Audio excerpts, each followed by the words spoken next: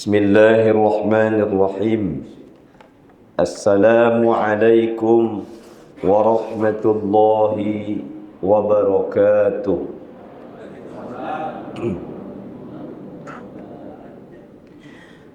Alhamdulillahi rabbil alamin, alladzi nahmaduhu wa nasta'inuhu wa nastaghfiruhu wa natubu ilayh. ونعوذ بالله من شرور أنفسنا ومن سيئات أعمالنا من يهد الله فلا مضل له ومن يضلله فلا هادي له اللهم صل على سيدنا محمد الفاتح لما أغلق والخاتم لما سبق ناصر الحق بالحق والهادي إلى صراطك المستقيم وعلى آله وأصحابه حق قدره ومقداره العظيم. Yang saya muliakan, yang terhormat Bapak Kakanwil Kementerian Agama Provinsi Riau, Bapak Dr. Haji Mulyardi MPD, yang saya hormati dua orang kabid dan kedua-duanya dua orang doktor, yaitunya kabid Papkis Pak Dr. Syahrudin MSy, kemudian juga Pak Kabid Penmat Pak Dr. Jisman, Pak Dr. Haji Jisman. Ada juga doktor, yaitunya Dr. Anasri, Dr. Agus Saputra, Dr. John Effendi Jakarta, dan dokter-dokter yang lainnya. Yang saya muliakan Bapak dan Ibu jemaah Musholla Amal Ikhlas, pegawai kantor wilayah Kementerian Agama Provinsi Riau, semua kita mudah-mudahan dimuliakan oleh Allah Subhanahu wa taala. Amin. Amin ya rabbal alamin. Pada siang ini saya diamanahkan, persisnya ditunjuk oleh protokol Bapak Akmal Fahruzi untuk memberikan tausiah di hadapan kita semua. Saya bukanlah yang paling layak menyampaikannya, tapi beliau berlindung di balik kata-kata Pak Kanwil yang perintahkan. Maka saya tidak ada pilihan, karena sebutannya oleh Pak Akmal ke saya perintah. Maka saya sami'na wa ata'na. Tapi di depan saya semuanya orang-orang yang lebih patut daripada saya dalam menyampaikan, baik itu tausiah atau juga ceramah di hadapan kita semua. Maka pada kesempatan ini saya sampaikan suatu kalimat motivasi yang berasal dari hadis Nabi Sallallahu Alaihi Wasallam yang berkaitan dengan keadaan kita pada saat ini, yaitunya orang yang suka berada di rumah Allah, salah satu golongan yang mendapatkan perlindungan di hari kiamat, ketika tidak ada perlindungan selain daripada perlindungan Allah Subhanahu wa taala. Sab'atun yuzilluhumullahu yawmal qiyamah yawma la zilla illa zilluh. Di antaranya yang mendapatkan perlindungan itu adalah rajulun qalbuhu mutma'allaqun fil masajid. Seseorang yang senang berada di masjid. Karena ada juga orang yang tidak nyaman berada di masjid, Bapak dan Ibu. Berada di masjid padahal tidak penting betul apa yang dikejarnya, apa yang dicarinya di luar masjid, tapi tidak juga dia betah di dalam masjid. Maka Nabi SAW menyindir orang ini dan juga mengangkat orang yang senang berada di masjid itu dengan dua permisalan. Al-mu'min, orang yang beriman di masjid itu seperti kasamaki fil ma, seperti ikan di dalam air. Wal munafiq, dan orang munafik di masjid itu, fil masjid itu seperti burung di dalam sangkar.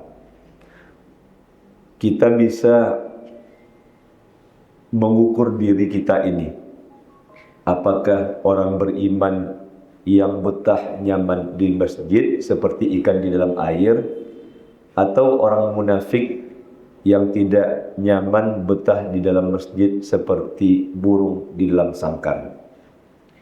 Bagaimanapun indahnya sangkar, walaupun dia terbuat dari intan, terbuat dari emas, yang namanya burung tetap tidak nyaman berada di dalam sangkar.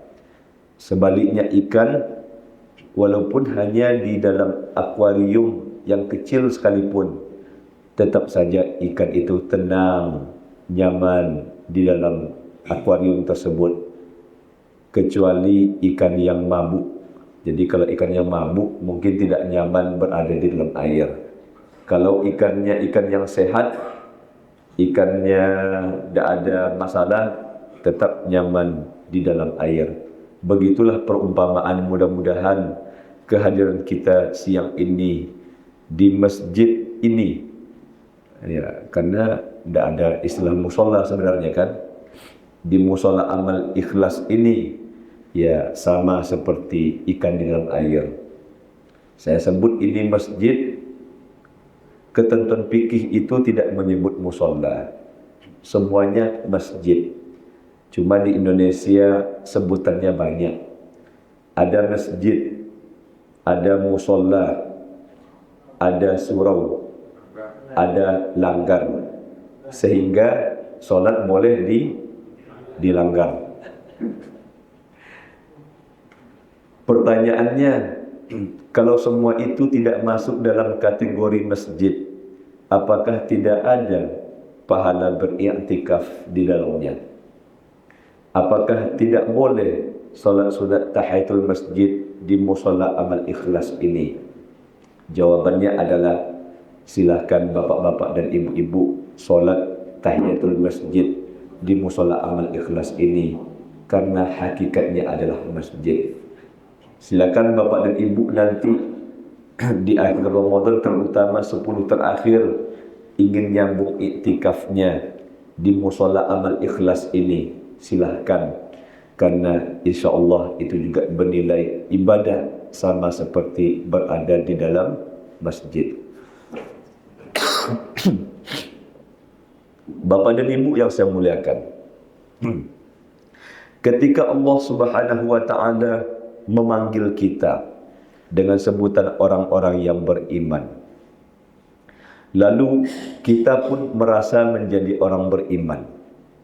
Kalau kita merasa tidak terpanggil, mungkin gengsi juga, mungkin kita malu juga. Yang dipanggil orang beriman, lalu kita menunjukkan sikap seolah-olah tidak dipanggil. Allah berbicara di dalam bulan Ramadan ini, orang yang beriman dipanggil berpuasa. Sebanyak 83 kali Allah berbicara tentang panggilan terhadap orang-orang yang beriman di dalam Al-Quran. Lalu berhadapan dengan bulan Ramadan ini, ternyata amalan yang kita lakukan di bulan Ramadan memang kebanyakannya itu, dan bahkan semuanya, tentu membutuhkan landasan sebagai landasannya dengan keimanan. Allah berbicara tentang puasa yang dipanggil orang beriman, itu sudah tidak terbantah lagi. Allah menyebutkan tentang keutamaan, yaitunya melaksanakan tarawih di bulan Ramadan atau qiyam Ramadan, landasannya juga adalah keimanan. Man qama Ramadana imanan wahtisaban ghufira lahu ma taqaddama min dhanbi. Siapa yang melaksanakan qiyam Ramadan imanan, atas landasan iman, wahtisaban, dan keikhlasan atau perhitungan, diampuni dosa-dosanya yang telah berlalu. Redaksi yang mirip dengan itu, man shoma ramadhana imanan wahtisaban ghufira lahu ma taqaddama min zambi. Jadi salat tarawih, puasa di bulan Ramadan sebagai ciri khas bulan Ramadan itu tanpa memiliki keimanan sepertinya tidak mungkin bisa dilaksanakan. Atau juga tanpa landasan keimanan yang kuat, tidak mungkin amalan itu bisa bertahan lama. Cobalah perhatikan, semua orang mengaku beriman. Di awal Ramadan, semua masjid, semua musola penuh. Bahkan pengurus berpikir untuk memperbesar masjid musolanya. Di hari pertama, 3 hari pertama, malam keempat, malam kelima, turunlah hujan sekali saja. Langsung secara drastis berkurang jemaah tersebut. Sehingga setiap Ramadan, setiap tahun, di tanah air kita ini, di kampung kita ini, di kota Pekanbaru ini, fenomena ekor tikus selalu menjadi tontonan kita. Ekor tikus, Bapak dan Ibu, di pangkalnya agak gemuk, makin ke ujung, makin kecil. Sehingga ya, seperti itulah gambaran jemaah di berbagai masjid, musola di kota Pekanbaru ini, wabil khususnya pada setiap tahun di bulan Ramadan. Kalau Allah yang dipanggilnya adalah orang yang beriman, landasan amalan juga karena adalah iman, maka ternyata jawabannya juga adalah iman. Apa maksudnya? Orang yang tebal kantong imannya, maka dia akan bisa menyelesaikan Ramadan ini dengan semua amalannya secara sempurna dan dengan sebaik mungkin. Jadi berarti alasannya adalah faktor keimanan. Ibarat kita membawa kendaraan, contohnya motor Pak Eka Purba lah kita contohkan. Sudah masih di tangan motornya kan Pak Eka? Masih. Motor Pak Eka contohnya. Kalau motornya itu bensinnya full, maka dia bisa berlari kencang sejauh mungkin. Tapi kalau bensinnya hanya setengah liter, sampai di mana? Kalau isi bensinnya adalah 1 garis, sampai di mana? Atau berkedip-kedip lampu indikator minyaknya tuh, tentu juga semakin dekat jangkauannya. Iman juga seperti itu.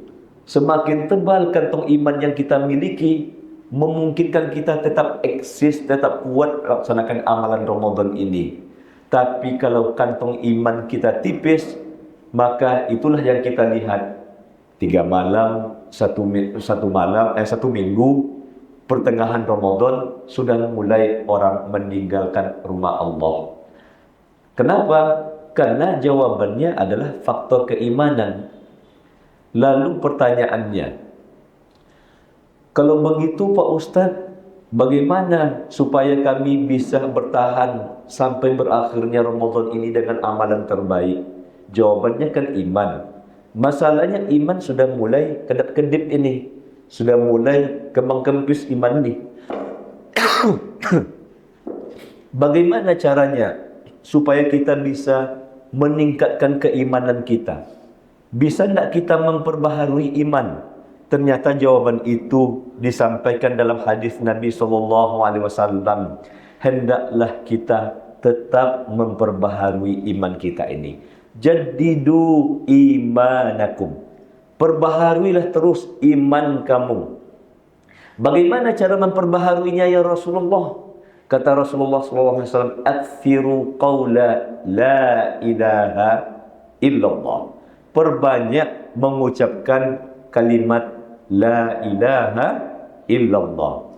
Jadi karena itulah sebagian kelompok dari umat Nabi Muhammad ini ada yang mendawamkan, ada yang melazimkan kalimat la ilaha illallah yang disebut dengan tahlil. atau bahasa kamparnya baati. Kalau bahasa Melayunya ratib. Jadi ada penyuluh kita buat video ratib Baranyut di Siak. Jadi ratib Baranyut di Siak tu dulu untuk menghindari bencana malapetaka atau dalam juga masa-masa bencana dibuat orang tu ratib Baranyut. Jadi naik dia ke dalam rakit, lalu tahlillah dia di situ sebanyak-banyaknya. Kalau di Sumatera Barat ada tagak sambil togak Pak mengucapkan la ilaha illallah, tapi juga ternyata videonya saya lihat sambil goyang-goyang badan juga. La ilaha illallah, la ilaha illallah, begitu. Intinya mereka adalah melaksanakan tahlil. Bagaimanapun prakteknya, kalau itu adalah tujuannya untuk bertahlil, lalu juga memperbanyak la ilaha illallah dalam rangka memperbaharui iman, insya-Allah tetap bernilai ibadah selagi semuanya itu karena Allah. Jadi la ilaha illallah diperbanyaknya. Ternyata berkaitan dengan bulan Ramadan, dalam hadis Nabi sallallahu alaihi wasallam yang terdapat dalam syarahnya Imam Khuzaimah, itu disebutkannya bahwa la ilaha illallah itu agar kita perbanyak di bulan Ramadan. Fa'aksiru fihi arba'a khisalin. Perbanyaklah dalam bulan Ramadan itu 4 perkara. Khoslatani yurduna bikumullah. 2 perkara menyebabkan Allah ridha kepadamu. Wa khoslatani, dan 2 perkara itu la ghina'a bikum, sesuatu yang tidak pernah cukup-cukupnya bagimu. Khoslatani yurdikumullah, fa syahadatu an la ilaha illallah wa tastaghfiruna. 2 hal yang membuat Allah ridha itu memperbanyak syahadatu an la ilaha illallah, menyaksikan bahawa tidak ada Tuhan kecuali Allah. Artinya kita memperbanyak tahlil pada bulan Ramadan. Wa tastaghfiruna, dan memperbanyak istighfar kepadanya. Lalu 2 hal, wa khoslatani la ghina'a bikum, tak cukup-cukupnya bagi kamu 2 hal, iaitunya hendaklah antas alunal jannah wa tu'awwidhuna minan nar. Hendaklah kamu memperbanyak meminta surga kepada Allah Subhanahu wa taala dan minta dijauhkan, dilindungi dari api neraka. Karena itu di bulan Ramadan ini sangat bagus kalau kita memperbanyak zikir la ilaha illallah, lalu kita juga memperbanyak istighfar astaghfirullahalazim, atau juga yang lebih pendek kalimatnya daripada itu, Allahumma ghfirli, atau astaghfirullah, astaghfirullah, astaghfirullah. Itu juga sudah kalimat istighfar. Atau lebih panjang daripada astaghfirullahalazim, ditambahkan astaghfirullahalazim alladzi la ilaha illa huwal hayyul qayyum wa atubu ilaih. Atau dalam bentuk yang lain seperti istighfarnya Nabi Adam, Rabbana zalamna anfusana wa illam taghfir lana wa tarhamna lanakunanna minal khasirin. Lalu juga digabungkan dengan istighfarnya Nabi Yunus, la ilaha illa anta subhanaka inni kuntu minadh dhalimin. Atau membaca kalimat sayyidul istighfar, Allahumma anta rabbuna la ilaha illa anta khalaqtana wa nahnu ibaduk wa nahnu ala ahdika wa wa'dika mastata'at a'udzu bika min syarri ma sana'at abu'u laka bi ni'matika alayya wa abu'u bi dhanbi faghfir li fa innahu la yaghfiru dhunub illa anta. Itu juga istighfar. Yang manapun yang kita baca dari kalimat-kalimat istighfar itu tentu baik kita perbanyak di bulan Ramadan ini.